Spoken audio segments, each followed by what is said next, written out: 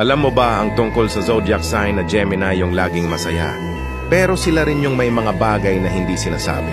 Komemo G, kung Gemini ang zodiac sign mo, Gemini is known as the social butterfly, pero hindi ibig sabihin mababaw sila.